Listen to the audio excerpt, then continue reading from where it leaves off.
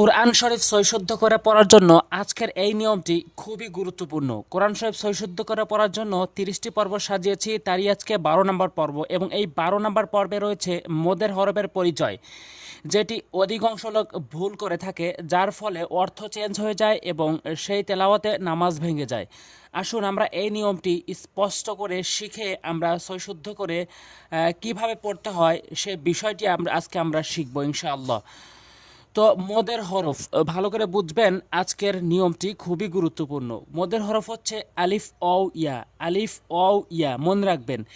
দেখবেন যদি আলিফ অ ইয়া এই সিস্টেমে আসে যে জবরের পরে খালি আলিফটা দেখবেন এবং জেরের পরে যজমালা ইয়াটা দেখবেন এবং পেশের পরে যজমালা ওয়াওটি দেখবেন, তাহলে অবশ্যই এক আলিফ করে টেনে টেনে পড়তে হবে। এবং শুধু এক আলিফ টেনে পড়াই নয়, এর সাথে সাথে হরফের উচ্চারণগুলো সঠিকভাবে আদায় করতে হবে।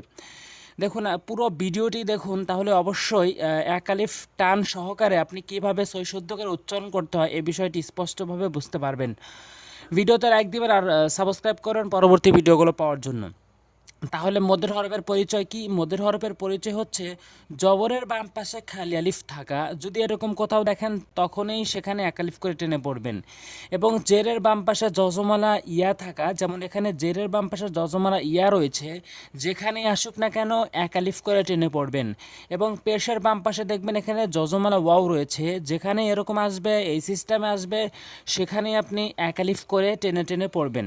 এটি হচ্ছে মদের হরফের পরিচয়। তাহলে পড়বেন এভাবে: সা আলিফ জবর সা, সাইয়াজের সি, সা ওয়াও পেশ সু, সা সি সু। কিন্তু অধিকাংশ লোক ভুল করে বলে থাকে সা সি সু। এই সার উচ্চারণ সিন ও সতের উচ্চারণ করে ফেলে, যার ভুল উচ্চারণ হয়। তো আপনি সঠিকভাবে সাটি জিব্বার আগা এবং দাঁতের আগার সঙ্গে মিলিয়ে নর্মালি উচ্চারণ করবেন। সা সা সি সু। আইন আলিফ জবর আ, আইন ইয়াজের আই, আইন পেশ উ। 95% লোক এরকম বলে থাকে আ ই উ। এই আইনের উচ্চারণ হামজার উচ্চারণ করে ফেলে। আইনের উচ্চারণ জবরের বাম পাশে খালি আলিফ থাকায় এক আলিফ টেনে পড়তে হবে এবং আইনের উচ্চারণটি হলকের মাঝখান থেকে চাপ দিয়ে উচ্চারণ করতে হবে। আইন আলিফ জবর আ, আইন ইয়াজের আই, আইন পেশ উ, আ আই উ, এভাবে। এরপরে জিম আলিফ জবর যা, জিমিয়াজের জি, জিম পেশ জু, যা জি জু, এভাবে পড়বেন। জিমটি জিব্বার মাঝখান উপরে তালুর সঙ্গে, যা জি জু, এভাবে। গয়ন আলিফ জবর গ, গয়নিয়াজের গি, গয়ন পেশে গু, হরকের শেষ থেকে উচ্চারণ করবেন এবং এক আলিফ টেনে পড়বেন। গ গি গু। এরপরে আপনি বানান করার পর এরপর রিডিং পড়বেন। দ্রুত কোরআন শরীফ রিডিং পড়ার জন্য আপনি দ্রুত উচ্চারণ করবেন।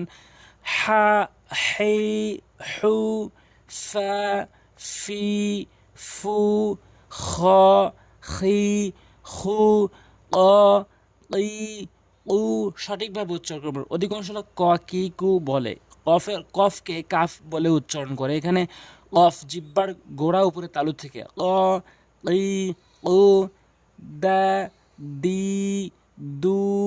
জবরটা আকার হিসেবে ধরবেন এবং জেরটা রুশিকার এবং পেশটা রুশিকার হিসেবে ধরবেন।